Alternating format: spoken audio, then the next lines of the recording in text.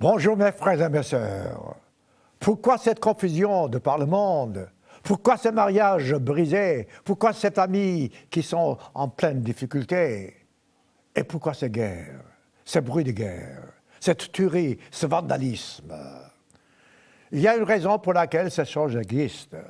Dieu n'a pas créé le monde tel qu'il est aujourd'hui. Dieu ne nous a pas créés afin que nous souffrions ici-bas. Dieu n'a pas fait l'homme et la femme afin qu'ils soient ensemble, ensuite qu'ils se séparent, ensuite qu'ils se disputent, et même qu'ils se tuent. Pourquoi? Pourquoi cette tragédie de par le monde? Eh bien, la réponse est toujours la même. C'est qu'il y a deux façons de voir les choses. La façon physique et la façon spirituelle. En fait, la Bible entière se compose de deux phases principales. Partie physique, instruction physique, loi physique, et partie spirituelle, instruction spirituelle, le but final spirituel.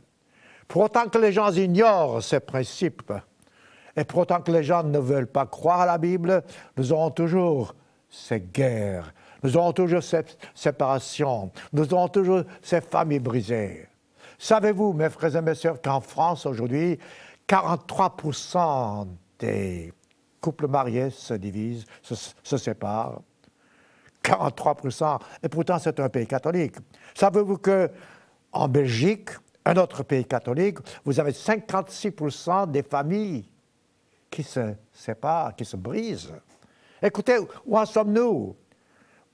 Comment se peut-il qu'en Amérique, un autre grand pays démocratique, 51%, oui, 51% des mariages se séparent ou bien se brisent.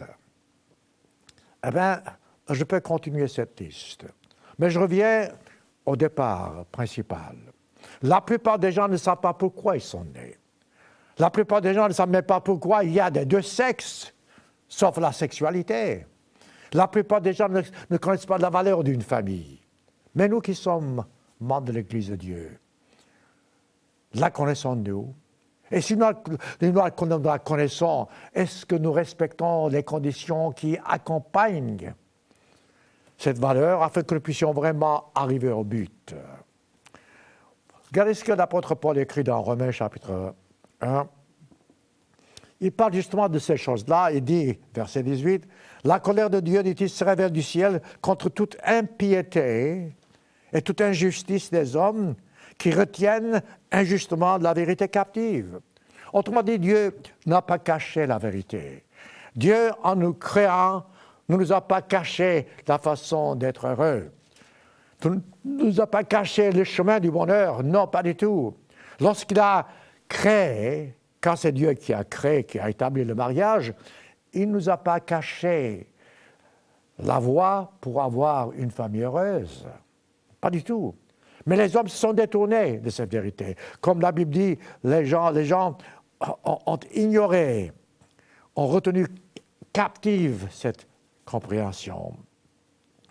Ensuite, Paul ajoute, verset 19, « Car ce qu'on peut connaître de Dieu est manifeste pour eux. » Autrement dit, voyez-vous, la plupart du temps, les gens blâment Dieu. Cette affaire de blâmer, c'est tout à fait humaine. On veut toujours blâmer quelqu'un d'autre. On pointe quelqu'un d'autre pour ses propres fautes. Alors, Dieu n'a pas créé l'humanité afin que l'humanité soit malheureuse. Pas du tout. Dieu n'a pas créé les couples afin qu'ils soient malheureux. Pas du tout.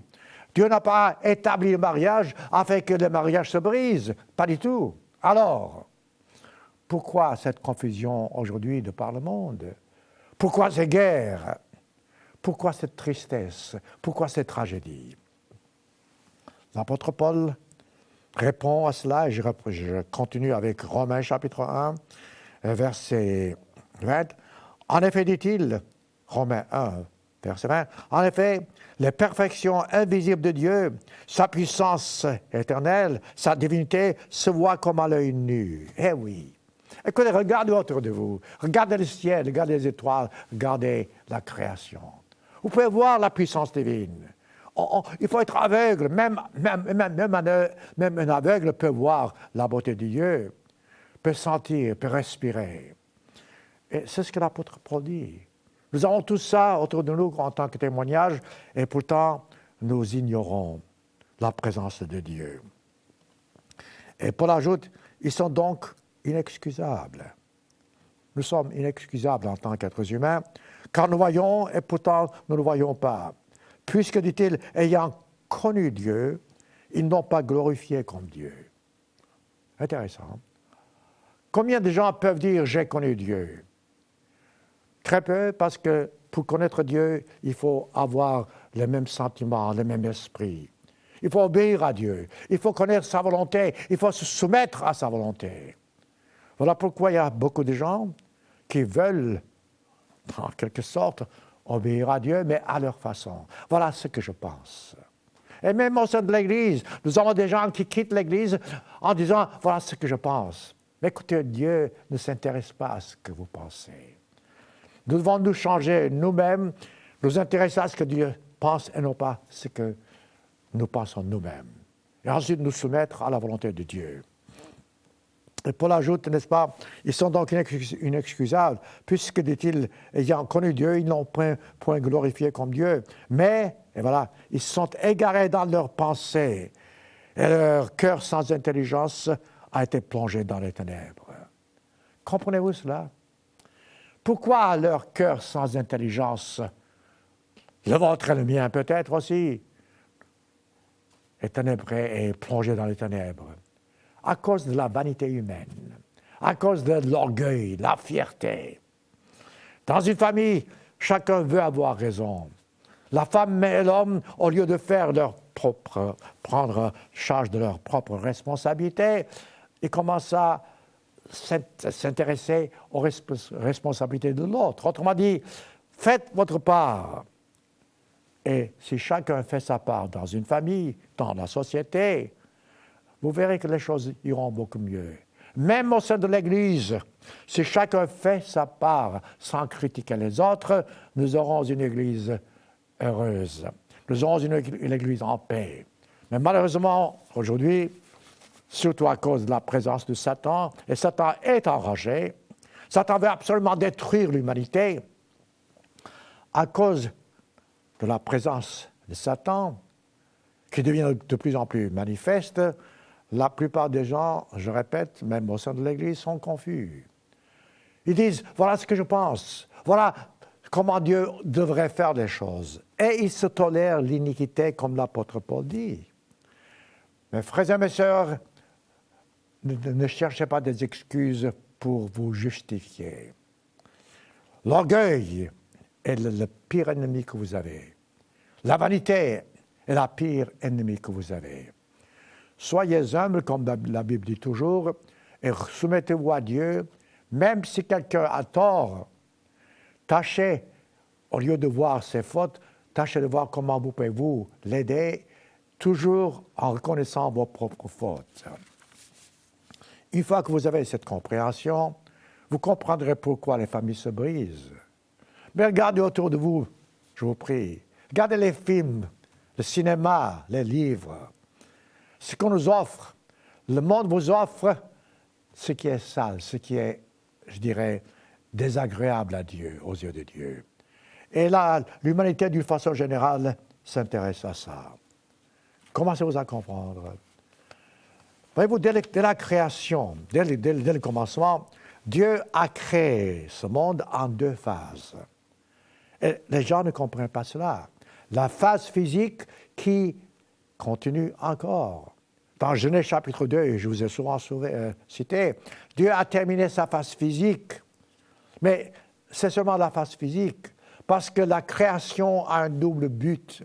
D'abord physique, ensuite spirituel. Le mendiant que vous voyez dans les rues, qui gisent dans les rues, les gens qui sont vraiment mauvais, eh bien ces gens-là, ces mendiants dont on parle, ils ont un but. S'ils font leur part, s'ils changent un jour, ils seront transformés en êtres spirituels. Incroyable, oui, d'accord.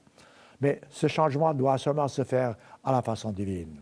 Donc, tout ce qui est physique, surtout maintenant je parle de la création humaine ou bien de ce qui est homme, ça va changer et ce physique va changer en spirituel. L'homme dont vous avez pitié aujourd'hui aura et a les possibilités de devenir un jour enfant de Dieu. Voilà la différence donc entre la création physique et la création spirituelle. Lorsque Dieu a d'abord appelé un peuple, les Israélites, c'était un peuple qu'il a choisi afin que ce peuple puisse suivre Dieu.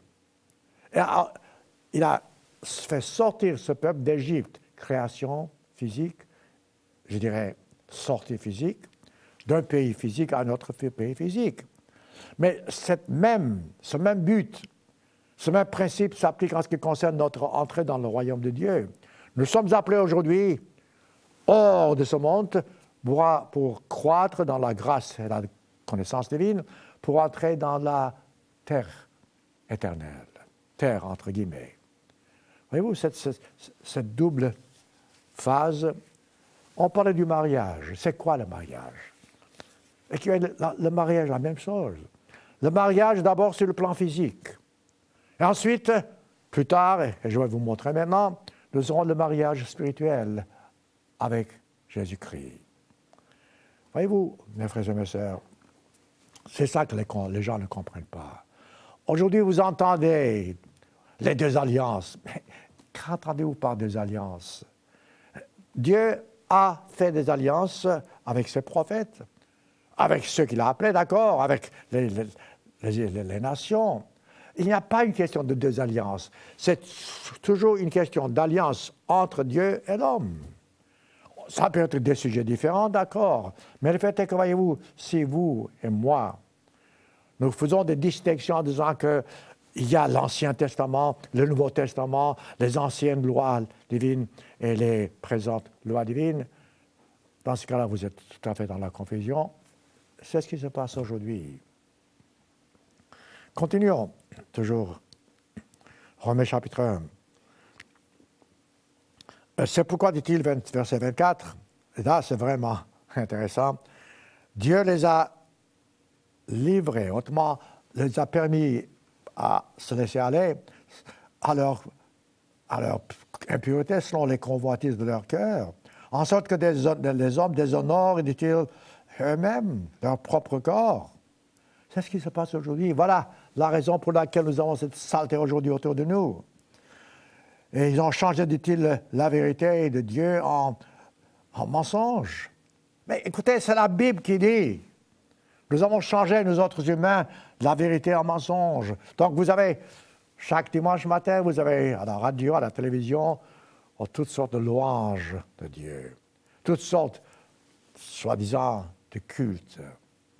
Mais combien d'entre ces cultes sont-ils basés sur la parole de Dieu? Combien de ces sermons que vous entendez sont-ils basés sur le principe, écoutez, obéissez à Dieu, faites sa volonté, débarrassez-vous de vos sentiments charnels, débarrassez-vous de vos idées à vous en disant, voilà ce que je pense. Je répète, ce que nous pensons n'a pas d'importance aux yeux de Dieu. Nous devons apprendre en tout premier lieu ce que pense Dieu et agir en conséquence. Prenez les 10 commandements. Là encore, les deux phases. Les 10 commandements ont été donnés d'abord sur le plan physique à un peuple physique. Dieu voulait que le peuple d'Israël observe les 10 commandements à la lettre parce qu'il n'avait pas encore l'Esprit de Dieu pour observer l'Esprit de la loi. Et le Christ est venu pour nous montrer que les 10 commandements doivent être observés non pas seulement dans la lettre de la loi, mais dans l'esprit de la loi. Matthieu chapitre 5, Matthieu 6, Matthieu 7. Donc, si vous lisez ces 3 chapitres dans Matthieu, vous pouvez voir l'esprit de la loi. Par contre, si vous lisez Genèse chapitre 20 ou Deutéronome 5, là, vous verrez les 10 commandements donnés à un peuple qui n'avait pas cette compréhension spirituelle. Mais les 10 commandements sont toujours valables. Bien que le Christ nous montre l'esprit de la loi, le côté physique est toujours valable. C'est des phases, comme je dis toujours, les deux côtés d'un médaillon, sont toujours valables. Lorsque vous jetez l'une des phases, vous n'avez plus rien parce que vous avez tout rejeté. Voilà la raison pour laquelle, je répète, nous avons tant de problèmes aujourd'hui. Je viens de parler des Israélites. Dieu les a fait sortir d'un pays physique pour les faire entrer dans un paradis, entre guillemets, terrestre, le pays de Canaan. Mais de la même façon, Dieu nous a appelés aujourd'hui, nous appelle, certains d'entre nous, pour sortir de ce monde sale et pollué, pour entrer dans son royaume spirituel. Une fois que vous comprenez ceci, voyez-vous, pour vous, la Bible sera,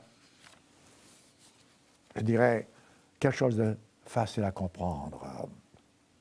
Mais il y a un changement radical. Le mot « église », en grec même, qui sort de l'ex, c'est « ecclésia », signifie les appeler hors. Dieu nous a appelés hors de ce monde.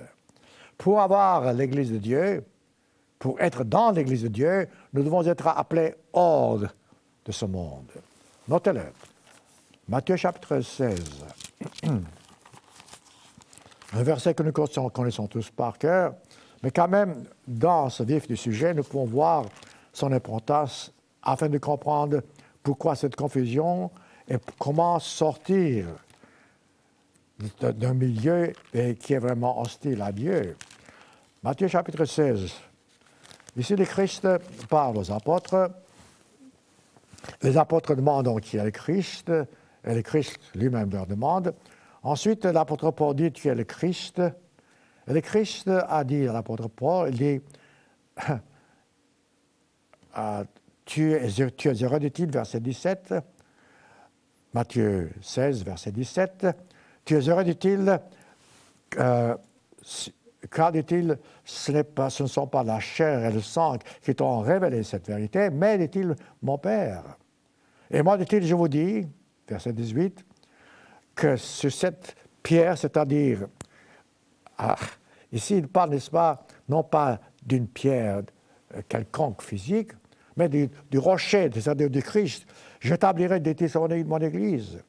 L'Église de Dieu n'a pas été établie sur l'apôtre Pierre, non, car l'apôtre Pierre est un être humain. L'Église de Dieu a été établie sur la pierre angulaire, c'est-à-dire le rocher, dont l'apôtre Paul parle dans son épître aux Corinthiens, et dont l'Ancien Testament parle. Le rocher de l'Ancien Testament, c'est l'Éternel Dieu, le Seigneur. Le Christ a dit ici dans Matthieu, chapitre 16, verset 18, que l'Église de Dieu est bâtie sur cette pierre angulaire, sur ce rocher. Et dit-il, sur cette Église, l'Église a bâtie, dit-il, je te donnerai, dit-il, les clés du royaume, etc. Alors, où en sommes-nous?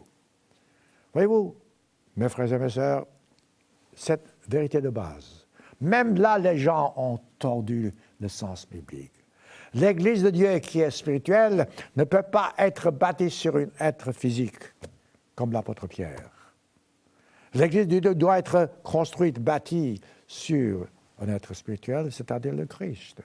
Et nous, plus nous avançons dans cette voie, plus nous nous soumettons à Dieu, plus nous comprenons cette vérité, plus nous nous approchons de Dieu, et un jour donc nous serons transformés en tant que membres de l'Église, épouse du Christ. Je sais que ça choque parfois les gens, mais c'est ça le but de la vie. Notez-le. Matthieu chapitre 22, je pense, oui. Je ne voulais pas commencer avec Matthieu 21, mais puisque les idées me viennent, eh bien, je vais en parler. Ici, vous voyez le mariage spirituel.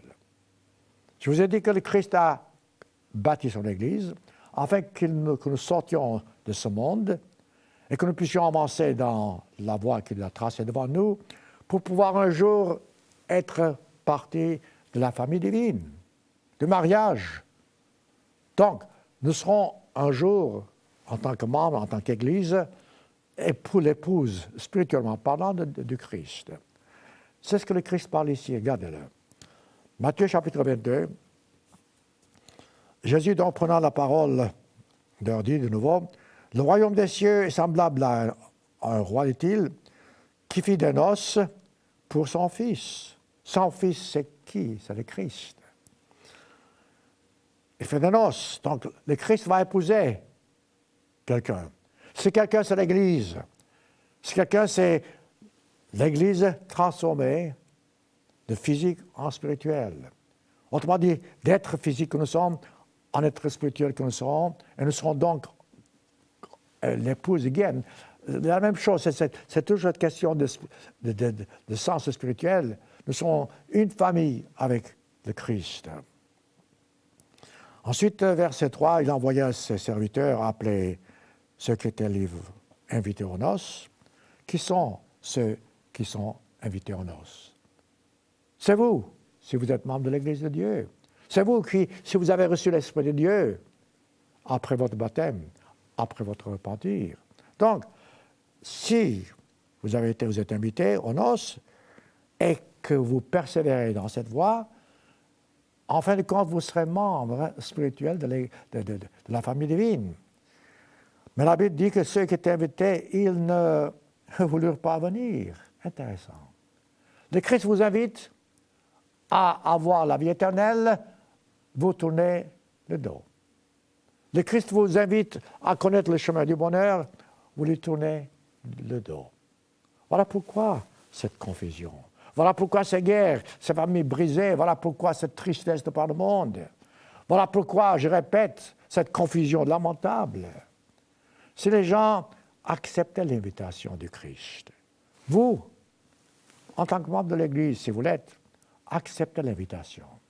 Tâchez de vous débarrasser de votre orgueil, de votre vanité. Tâchez de comprendre ce que la Bible dit, au lieu de dire « voilà ce que je pense ». Tâchez de faire ce que Dieu vous dit humblement, et vous verrez la différence. Vous vous approcherez de Dieu et les choses seront beaucoup plus claires pour vous. Mais alors, comme le Christ dit, les gens qui étaient invités ne voulurent pas venir. Et le Christ envoya encore d'autres serviteurs en disant « Venez, voici je prépare, dit-il, mon festin. » Verset 4, Matthieu 22. « Venez, dit-il, mangez, tout est prêt. Venez aux noces. » Qu'est-ce qui se passe? Verset 5, « Mais sans s'inquiéter de l'invitation, ces gens-là, ils s'en allèrent. Celui-ci a son champ, celui-ci a son travail, et celui-ci pour d'autres raisons. Et même, ils ont pris les serviteurs, ils les saisirent et puis ils les outragèrent. Et c'est le cas en ce qui vous concerne, vous, individuellement. Et le Christ dit à ses serviteurs, verset 8, « Les noces sont prêtes. » Mais, dit-il, les invités qui étaient invités n'étaient pas dignes. Alors, dit-il, allez donc par les carrefours, appelez aux noces ceux que vous trouverez. Ça veut dire quoi, ça? Aujourd'hui, donc, certains de ceux qui sont appelés, qui sont membres de l'Église, qui ont l'esprit ouvert, vont refuser, lorsque le Christ reviendra, ne vont pas aller jusqu'au bout. Ils vont quitter l'Église. Ils vont, je dirais, se détourner du Christ. Et alors, le Christ appellera ceux du monde qui ne sont pas encore prêts et qu'avec ces gens-là, eux aussi, puissent comprendre. Et littéralement, ça va se passer, vous savez. Autrement dit, un jour viendra où Dieu ouvrira l'esprit de tous. Ça sera après le millénium, d'accord? Alors, tous seront invités. Ça, mes frères et mes sœurs, c'est le mariage spirituel dont je vous parle. C'est le but final, le but ultime de la création, en ce qui concerne l'être humain. Vous et moi, sans Jésus, vous et moi, nous serons des êtres spirituels, des enfants de Dieu. Nous penserons comme le Christ parle. Nous ferons ce que le Christ dit, des miracles. Nous ne serons plus sujets à la mort. Nous ne serons plus sujets aux maladies. Et il n'y aura pas ces jalousies entre nous, car le Christ n'est pas jaloux. Il n'y a pas de jalousie en Christ, ni en Dieu le Père. Comme Hébreux chapitre 13, je pense verset 7, Hébreux 13, 7, le Christ ne change pas. Il est le même hier, aujourd'hui et éternellement. Le même Malachie, ça se répète cette phrase, Dieu ne change pas. Vous direz, mais comment dites-vous Dieu ne change pas? Autrement dit, la bonté de Dieu ne change pas. L'amour de Dieu ne change pas. Dieu peut changer et il change ses idées parfois si c'est pour notre bien. Prenez l'exemple des habitants de Ninive, dans Jonas. Voyez-vous, Jonas était allé prêcher dans Ninive pour dire aux gens que Dieu va exterminer ou bien éliminer tout le monde à cause de leurs péchés graves. Et Jonas craignait que les gens, à la rigueur, se repentent. Donc, il n'a pas voulu accepter d'abord le défi, mais ensuite, il a été obligé d'accepter le défi. Et lorsqu'il a prêché, il ne pensait pas quand même que toute la ville se repentirait. Car Dieu avait dit, cette ville, je vais la détruire, tout entière. Hommes, femmes, enfants. Qu'est-ce qui se passe? Voilà que la ville entière et le roi, tous se repentent. Et Dieu a changé d'idée. Voilà, Dieu change d'idée. Dieu change d'idée si c'est pour votre bien, si c'est pour mon bien. Chaque fois que Dieu change sa disposition, mettons, si c'est pas pour notre bien, il le fera. Autrement, il ne fera pas. Il ne va pas tolérer le péché. Il ne va pas changer si nous continuons à vivre dans le péché. Mais lorsque nous nous repentons de nos péchés, dans ce cas-là, Dieu change ses décisions. Car l'amour de Dieu est manifeste par son caractère. Commencez-vous à comprendre? Je répète, la seule fois que Dieu change ses idées, c'est pour faire du bien à nous, plus qu'il le fallait, ou bien lorsque nous lui montrons que nous avons changé nous-mêmes. Mais c'est du reste ça dans le sens qui concerne le repentir. C'est quoi le repentir? Nous sommes nés pécheurs, nous avons commis des péchés, et nous mourrons dans le péché. Mais Dieu a dit, si tu te repens, si tu te fais baptiser, si tu reçois le Saint-Esprit, eh bien, je te donne mon Saint-Esprit, et là, alors, tu changeras, tu seras enfant engendré de Dieu.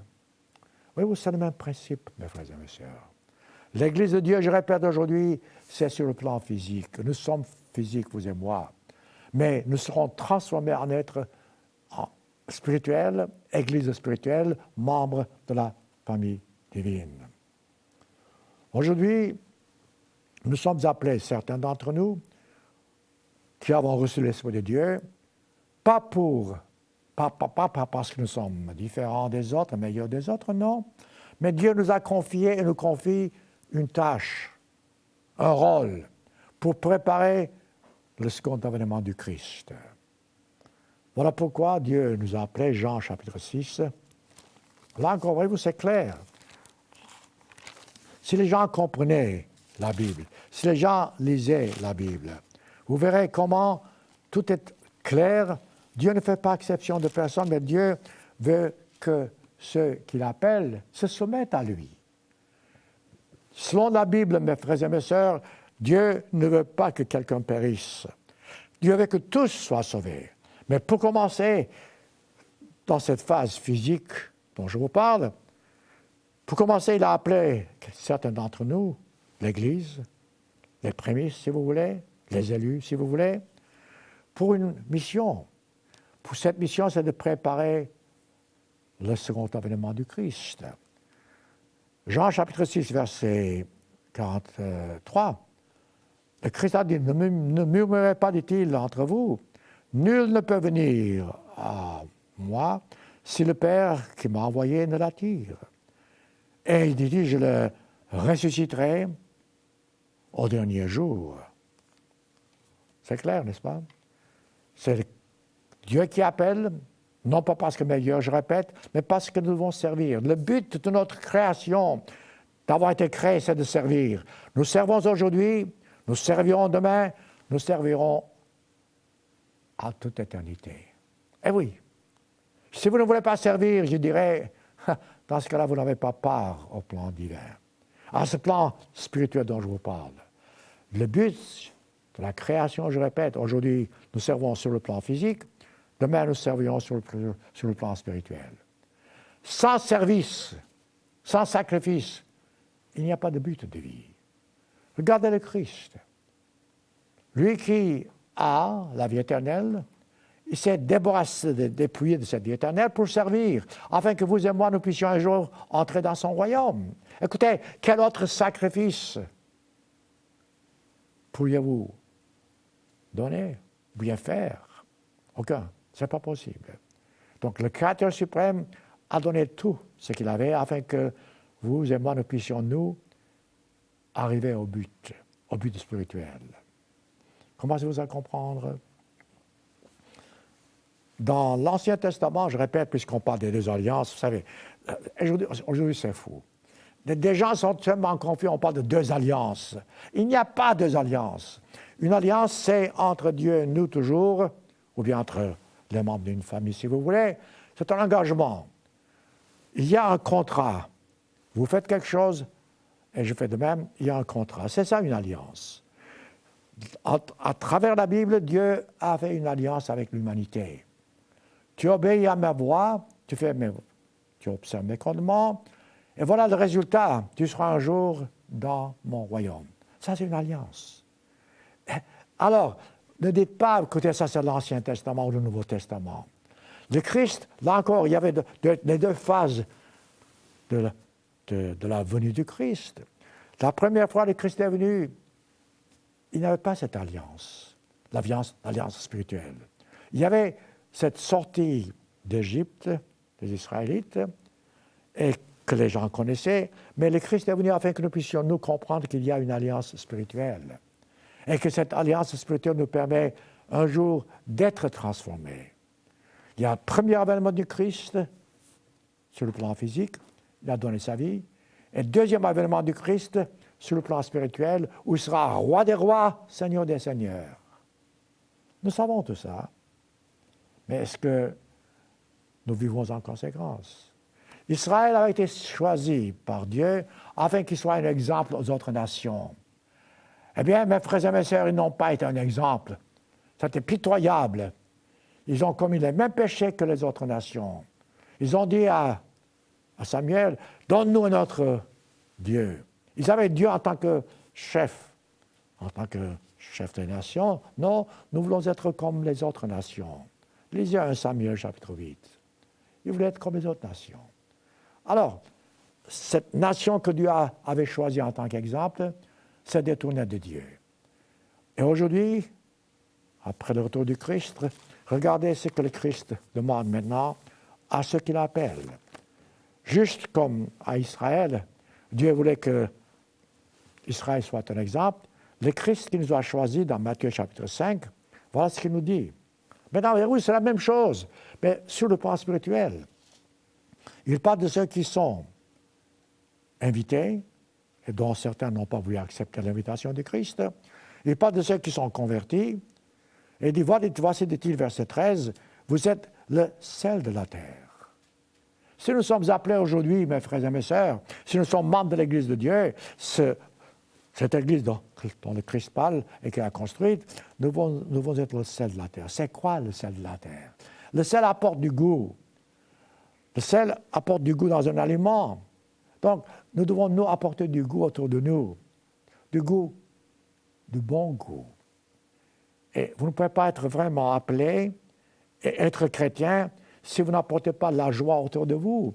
Si vous n'avez pas votre présence ne permet pas aux gens d'être bénis, d'être heureux, d'être contents, même de s'approcher de Dieu. Si le sel perd sa saveur utile, avec quoi la lui rendra-t-on?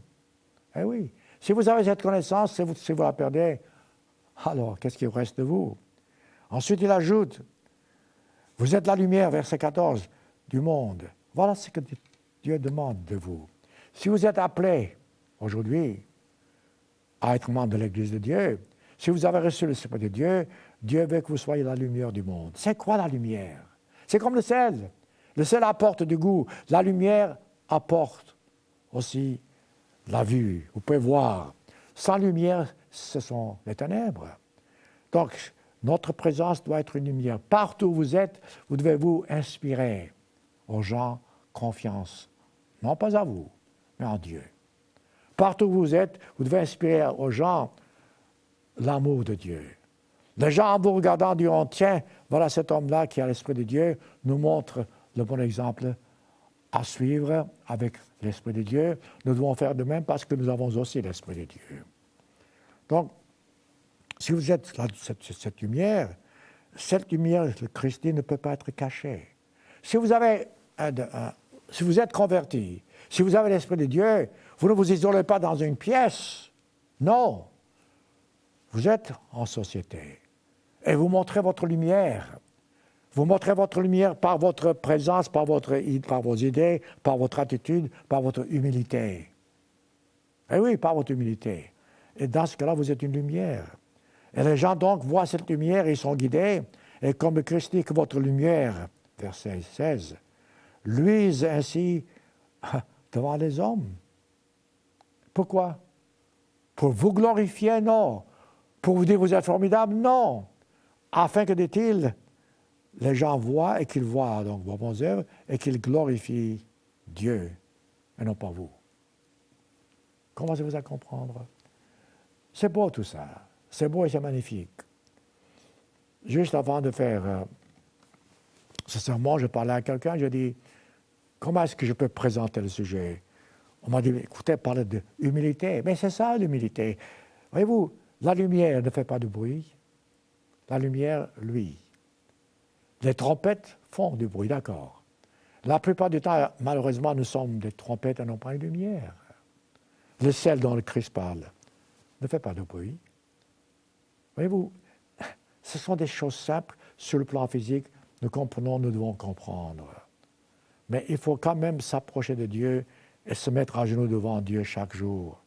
Et prier Dieu pour qu'il nous montre la voie à suivre. La vie n'est pas facile, mes frères et mes sœurs. La vie n'est pas toujours facile, surtout dans un monde sous la domination de Satan. Et Satan sait que nous sommes tout près de la fin. Donc Satan tâche de faire les choses de plus en plus difficiles pour nous. Nous souffrons aujourd'hui, franchement parlant, plus que nous souffrions il y a 100, 200, 300 ans. Parce que le temps est court, Satan le sait, il attaque davantage les êtres humains et surtout ceux que Dieu appelle. Voilà pourquoi je reconnais, ce n'est pas facile. Il y a tellement de problèmes, même que les gens de l'Église ont. Au sein de l'Église, nous avons autant de problèmes que ceux du monde. Et c'est normal, car Satan est après l'Église, principalement. Prenons à Éphésiens chapitre 4. Éphésiens chapitre 4. Je tâche de grouper ces choses-là, et comme je dis, j'ai tellement d'idées que je ne sais pas si parfois je saute d'un sujet à l'autre, mais vous pouvez voir le but. Le but important, c'est que nous devons, nous, en tant que membres de l'Église, accomplir notre tâche, celle de vouloir servir, celle de vouloir être, s'il le faut, des sacrifices. Écoutez, les apôtres ont donné leur vie, les prophètes ont donné leur vie, le Christ a donné sa vie pour nous. Alors comment pourrions-nous dire que nous voulons être sûrs que nous sommes d'abord bénis et ensuite nous donnons une partie de nous-mêmes? Non, ne donnez pas une partie de vous-même, donnez tout, absolument tout. Vous verrez la différence. Éphésiens chapitre 4, dis-je. Voilà comment l'apôtre Paul envisage cette partie physique et cette partie spirituelle dont je vous parle. Les deux alliances, si vous voulez. Alors qu'il n'y a pas deux alliances, mais il n'y a pas deux testaments, pour ainsi dire. Ce sont des paroles humaines qui confondent les gens. Il y a un seul Dieu. Il n'y a pas deux dieux. Il n'y a pas deux volontés divines. Je vous exhorte, dit-il, moi le prisonnier dans le Seigneur, à marcher d'une manière digne de la vocation qui vous a été adressée, en toute humilité. Là, ça commence. Et douceur, douceur. Avez-vous la douceur? Le Christ a parlé de la lumière. La lumière est pleine de douceur. C'est ça, voyez-vous, c'est cette attitude que nous devons avoir. Douceur. Elle était avec patience. Oh, patience, c'est dur la patience.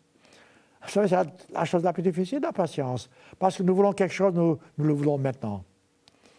Et lorsque la chose n'arrive pas, nous perdons foi. J'ai vu tellement de gens qui étaient tout près d'un but, ils ont abandonné. Écoutez, mes frères et mes sœurs, pour autant que vous n'avez pas abandonné, vous n'avez pas échoué. Donc, n'abandonnez jamais un projet qui est bon et que vous avez commencé. Malgré toutes les difficultés, toutes les circonstances hostiles, avancez. L'échec, c'est lorsque vous abandonnez. Donc, si vous avez de la patience dans cette vocation céleste que Dieu vous a appelée, même si vous êtes persécuté, même si vous éprouvez des difficultés terribles, si vous connaissez des tragédies ou une tragédie, mettons, dans votre vie, vous avez la patience, vous savez que Dieu accomplira ses promesses. Donc, avec patience, comment se dit-il, vous avez été appelés, verset 3, verset 4, à une seule espérance. Une seule espérance. Il n'y a pas deux espérances. L'espérance, c'est que nous serons un jour, je répète, transformés en être spirituel. La partie spirituelle dont je vous parle, par votre vocation. Il y a un seul Seigneur, une seule foi. Regardez autour de vous. Le christianisme aujourd'hui est divisé en plusieurs milliers de sectes et de confessions. Même l'Église de Dieu, ces derniers temps, a été divisée. Pourquoi? Parce que Satan est entré dans l'esprit des gens au sein de l'Église et a commencé à confondre l'esprit des gens. Il y a un seul Seigneur, une seule foi, un seul baptême, un seul Dieu. Écoutez, c'est clair. On ne peut pas être baptisé, puisqu'on parle de baptême. Écoutez, c'est quoi le baptême? Le baptême a pour but de montrer votre désir de mourir à vos sentiments charnels, à vos péchés, et par l'Esprit de Dieu de sortir de l'eau du baptême, recevoir le Saint-Esprit afin d'être donc, d'accomplir en partie votre part dans cette transformation du physique au spirituel. C'est ça le baptême.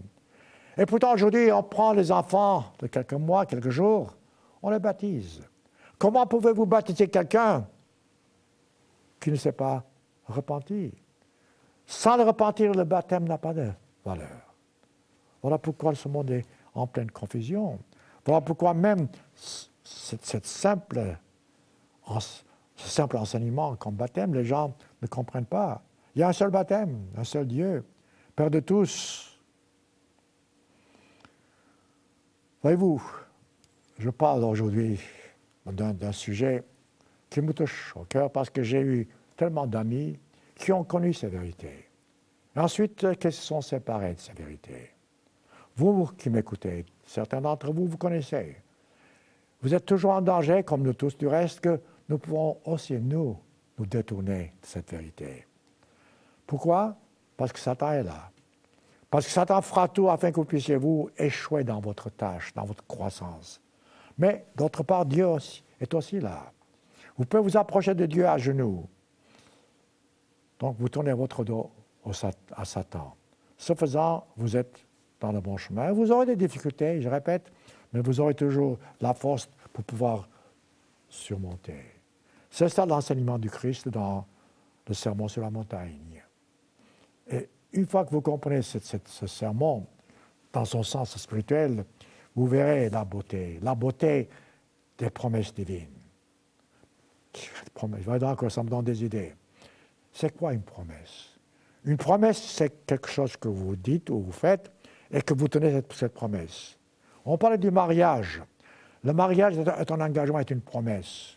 Si les deux parties ne tiennent pas leur part, leur promesse, il n'y a pas de mariage.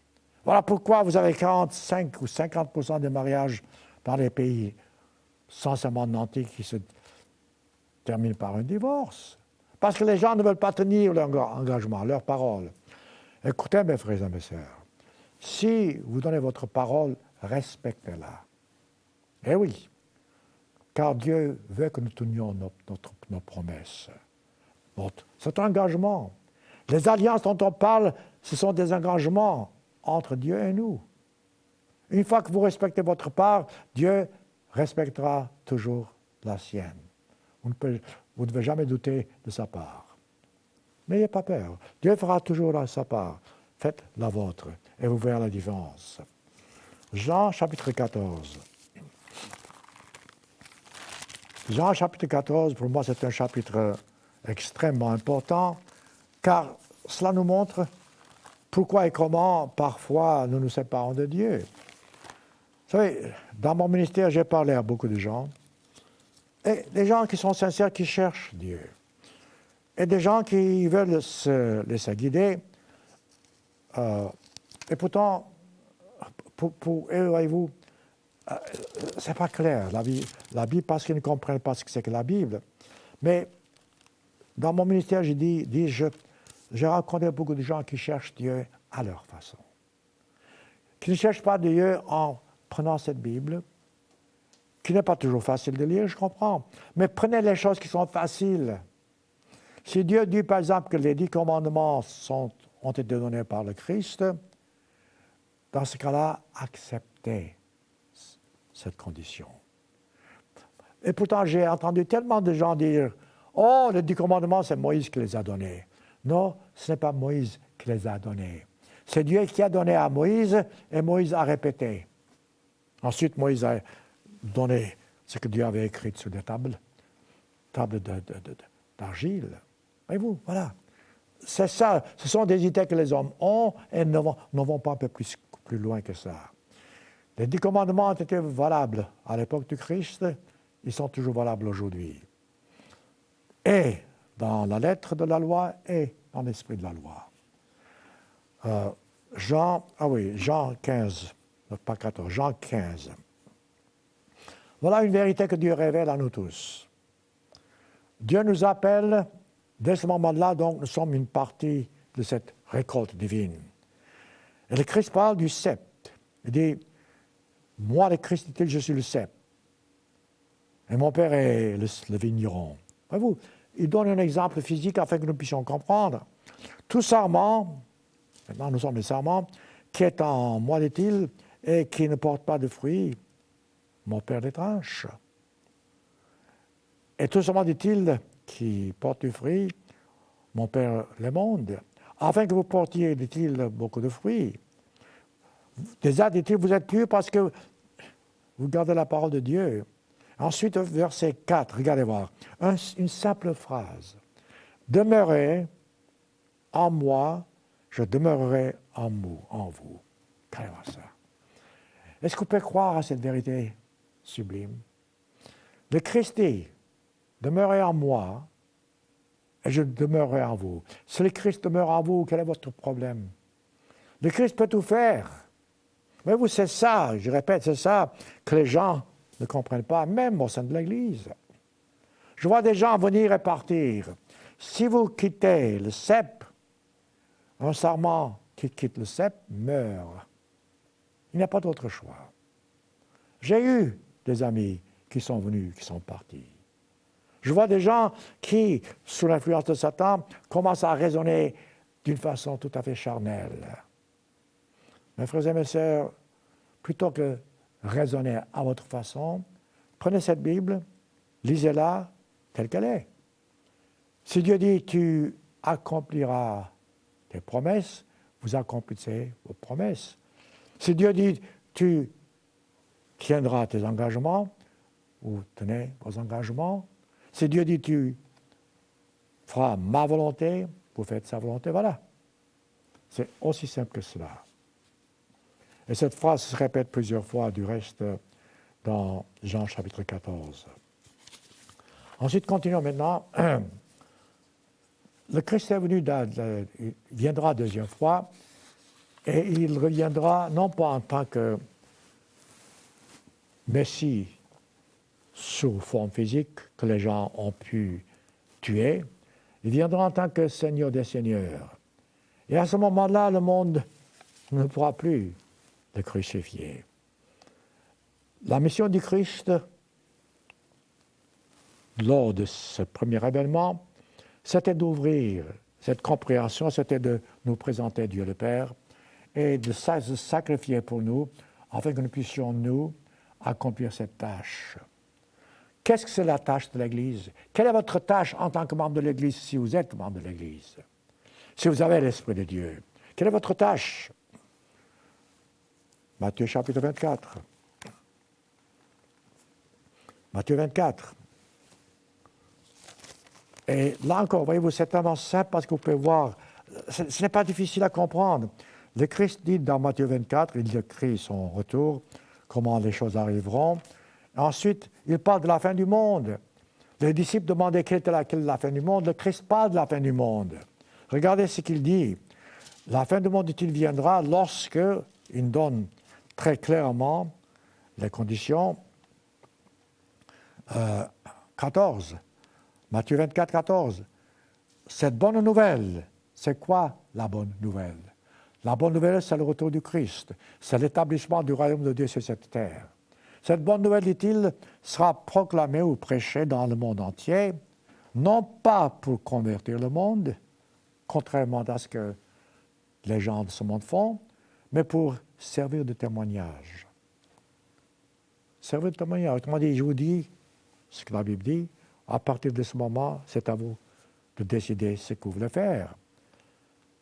À tout le monde, dans le monde entier.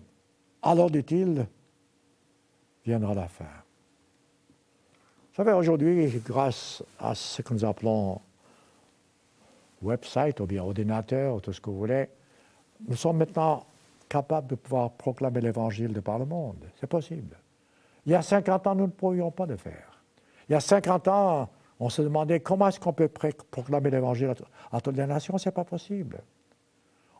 On ne peut pas parler dans toutes les langues, traduire dans toutes les langues, entrer dans tous les pays. Aujourd'hui, vous avez ce qu'on appelle un website, ou bien Internet. On peut entrer dans n'importe quel pays. On peut traduire dans n'importe quelle langue. Il n'y a pas de barrière. Donc, cette prophétie du Christ est tout à fait claire maintenant. Ce n'était pas clair il y a 50 ans. Et cette prophétie du Christ peut s'accomplir. Cela signifie quoi? Cela signifie que nous sommes proches de la fin. Et que notre but est d'accomplir ce désir du Christ, afin que le Christ puisse donc venir bientôt. Alors, où en sommes-nous en ce qui concerne nous autres humains dans l'Église de Dieu? Jusqu'où pouvons-nous vraiment faire ce travail de par nous-mêmes? Eh bien, de par nous-mêmes, je dis franchement, nous ne pouvons pas faire grand-chose. C'est toujours l'Esprit de Dieu qui nous aide, qui nous guide. Et maintenant, regardez autour de vous. Regardez la confusion dont je vous parle et regardez voir ce que la Bible dit. Laissez-moi poser une question. Si vous êtes membre de l'Église de Dieu, vous connaissez la réponse. Mais il y a beaucoup de gens qui m'écoutent, soit par Internet, soit par d'autres moyens, la radio. Il y a beaucoup de gens qui comprennent, qui ne sont pas certains que les anges existent. Est-ce que les anges vraiment existent-ils? La réponse est oui. Y a-t-il des anges? Oui. Y a-t-il des démons? Oui. Mais quelle est la différence entre un démon et un ange? Avant la création de l'homme, il y avait des anges sur cette terre. Il n'y avait pas d'hommes. Les anges étaient sous un archange qui s'appelait Lumière, Lucifer. Mais Lucifer s'est révolté contre Dieu à cause de l'ambition. Il voulait être, lui, comme Dieu. Il voulait dominer sur tout, toute la création. Il a tout perdu. Et certains des anges l'ont suivi et ces anges sont devenus des démons. Voilà, les démons. Donc, les démons existent. Les anges existent. Aujourd'hui, la plupart, je dirais, des folies humaines, c'est-à-dire, vous voyez quelqu'un dans la rue abattre quelqu'un d'autre, c'est un démon. Ces crimes sont commis sous l'influence des démons. La plupart de ces hôpitaux psychiatriques, c'est encore causé par l'influence des démons. Il y a des exceptions, je sais, mais je parle maintenant comment ce monde, sous l'influence de Satan, le diable, est séduit par les attaques et mensonges de Satan, des démons. Alors, je répète, aujourd'hui, il y a des anges de Dieu qui vous protègent. Si vous êtes membre de l'Église, si vous êtes un fidèle élève, si vous voulez, du Christ, si vous êtes vraiment proche de Dieu, Dieu vous protégera toujours par son Saint-Esprit, par les anges, par tout moyen qu'il a. Mais d'autre part, si vous vous laissez aller, vous serez toujours sous l'influence des démons, et c'est ce qui se passe aujourd'hui. Mais alors, revenons à ces anges, revenons à vous et à moi. Si Dieu appelait aujourd'hui certains d'entre nous pour prêcher l'Évangile, est-ce que nous avons de l'aide? Certes, nous avons de l'aide de la part de Dieu. Mais est-ce que nous avons de l'aide un peu plus directe? Certes. De qui? Par qui? Hébreux chapitre 1. Voilà des choses qui nous encouragent, parce que ça nous donne une meilleure compréhension. Hébreux chapitre 1. Lisez le chapitre tout entier. Mais ici, Dieu parle justement des anges. Il montre la différence entre les anges et les hommes. Il dit, aucun des anges, dit-il, je paraphrase, n'a été engendré de Dieu. Aucun des anges n'a reçu la promesse que tu seras fils de Dieu. Verset 5, chapitre 1. Non. Mais dit-il que tous les anges, dit-il, adorent Dieu. Mais il parle ici du Christ. Toi, dit-il, le Christ, tu es fils. Ton trône, verset 8. Oh Dieu, voyez-vous, le Christ est Dieu, c'est clair, est éternel. C'est pourquoi, dit-il, oh Dieu, verset 9, toujours encore parlant du Christ, ton Dieu t'a oint d'une huile de joie, etc. Ensuite, regardez voir, un peu plus loin. Il parle maintenant des hommes, de vous, de moi. Verset 14. Les anges, il parle des gens, ne sont-ils pas, dit-il, tous des esprits au service de Dieu, envoyés pour exercer un ministère en faveur de ceux qui doivent hériter du salut. Comprenez-vous? Comprenez-vous ce but? Pourquoi les anges existent-ils, sont-ils aujourd'hui? Ont été créés et mis sur cette terre pour pouvoir nous aider à accomplir cette tâche. Donc vous avez les anges qui vous protègent. Il ne faut pas avoir peur, vous avez toujours l'assurance que Dieu vous protégera par son esprit, par ses anges. Vous savez, c'est un encouragement formidable. Personnellement, je peux vous raconter des histoires autant que vous voulez. Cette certitude de savoir que Dieu est là, parfois par d'autres moyens, parfois par un ange. Chacun de vous, si vous êtes vraiment proche de Dieu, vous pouvez avoir de telles expériences. Donc, ayez cette certitude que vous n'êtes pas seul. Non seulement Dieu est esprit, est avec vous, mais il y a aussi des anges qui vous protègent. Il y a des anges, si vous lisez la Bible dans les églises de Dieu, dans l'Apocalypse, chaque église, du reste, a un ange particulier. Mais ensuite, chaque membre de l'église, parfois en groupe, parfois individuellement, je ne sais pas, a des anges autour. Lorsque vous avez cette compréhension, mes frères et mes sœurs, ça vous encourage. Ça vous donne cette joie de vivre, voyez-vous, cette assurance dont je vous parle. Et maintenant, revenons à nos problèmes. Pourquoi aujourd'hui, nous, en tant que membres de l'Église, pourquoi avons-nous des difficultés? Ça vient toujours au même problème, la vanité, l'orgueil, la fierté. Nous voulons que Dieu nous donne ce que nous voulons, mais à notre façon. Nous voulons faire ce que Dieu dit, mais à notre façon.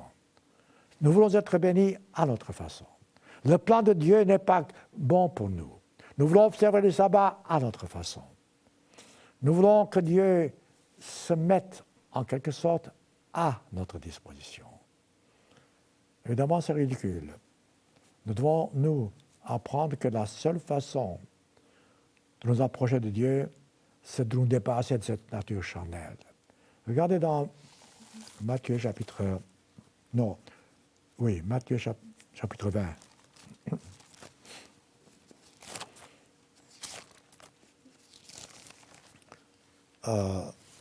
Le Christ ici parle d'une parabole, mais c'est extrêmement important pour nous de comprendre la raison pour laquelle il a donné. Matthieu 20. Le royaume des cieux, dit-il, et c'est ce dont nous parlons, est semblable à un maître de maison qui, dès le matin, alla, dit-il, louer des ouvriers dans son champ pour la vigne.